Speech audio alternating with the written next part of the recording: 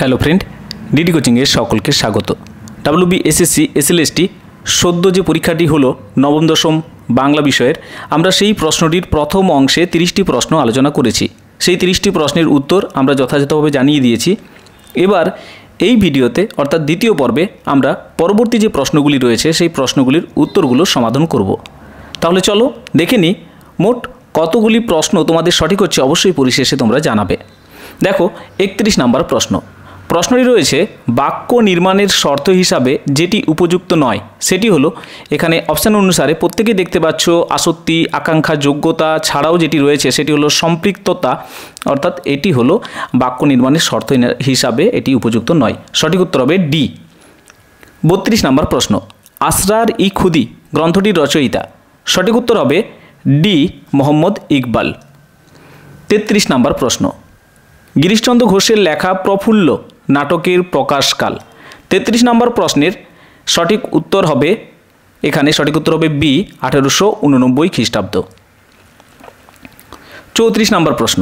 কিশোরের পায়ে দলা মুথা ঘাস ড্যাশ ফলের, এখানে লাল লাল বটের ফলের, অর্থাৎ সঠিক উত্তর হবে ডি, লাল লাল। 35 নম্বর প্রশ্ন।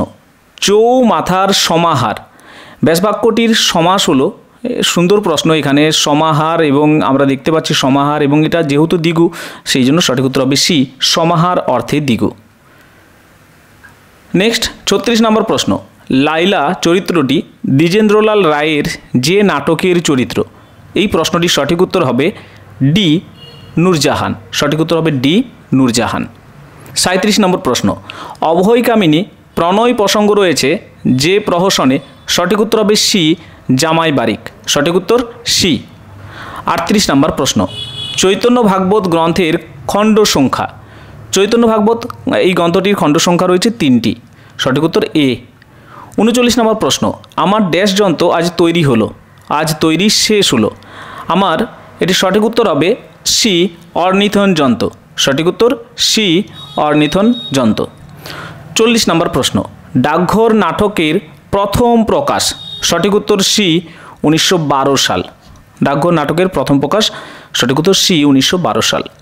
রক্তগর্বী নাটকটি যে পত্রিকায় প্রকাশিত হয়েছিল। সঠিক উত্তর হবে এ, প্রবাসী। সঠিক উত্তর এ, প্রবাসী। 42 নম্বর প্রশ্ন।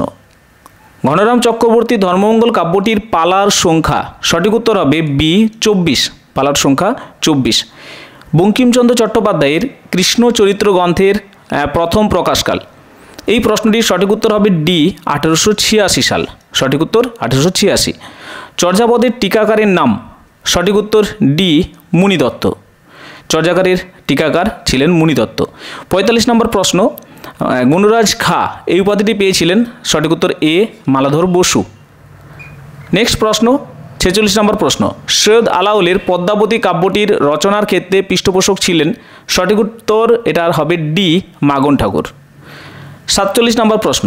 তাড়নজাত ধ্বনির একটি নির্দেশক। 47 নম্বর প্রশ্নের সঠিক উত্তর হবে এ, ঢয় শূন্য র। এরপর বীরাঙ্গনা কাব্য গ্রন্থের পত্র সংখ্যা। সঠিক উত্তর ডি, 11। সঠিক উত্তর ডি, 11। বিশ্ববৃক্ষ উপন্যাস গ্রন্থাকারে প্রথম প্রকাশকাল। সঠিক উত্তর সি, 1873 সাল। 50 নম্বর প্রশ্ন। কর্ম কর্তৃবাচ্যের উদাহরণ। সঠিক উত্তর হবে এ, বৃষ্টি পড়ছে। 51 নম্বর প্রশ্ন। রাজপথ এই শব্দটির ব্যাসবাক্য হবে 51 নম্বর প্রশ্নের রাজপথ, অর্থাৎ পথের রাজা। সঠিক উত্তর হবে ডি। 52 নম্বর প্রশ্ন। অসুখী একজন কবিতাটির মূল রচয়িতার নাম। Pablo Neruda. মূল রচয়িতা পাবলো নেরুদা। দুগ্ধ এই শব্দটির সন্ধি বিচ্ছেদ করলে হবে, এই প্রশ্নটির সঠিক উত্তর হবে সি, দুহ যুক্ত ত।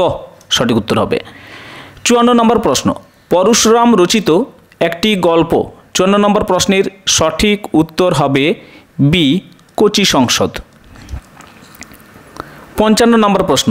সে তো অন্নদামঙ্গলে আছে। নিম্নরেখ পদটির কারক কোথায় আছে? সেই অর্থে অধিকরণ, কিন্তু কোথায় না স্থানাধিকরণ।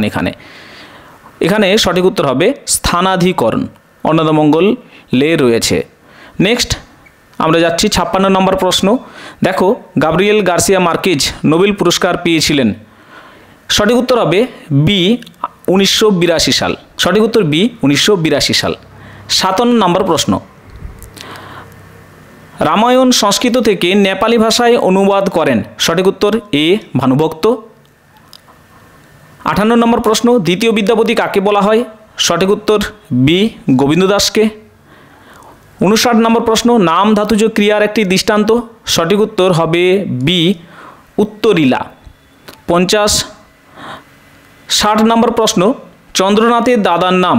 চন্দ্রনাথের দাদার নাম নিশানাথ। সঠিক উত্তর সি নিশানাথ। তো এই ছিল টোটাল দুটি পর্বে সমস্ত প্রশ্ন এবং তার উত্তর আমরা তোমাদের সামনে তুলে ধরলাম।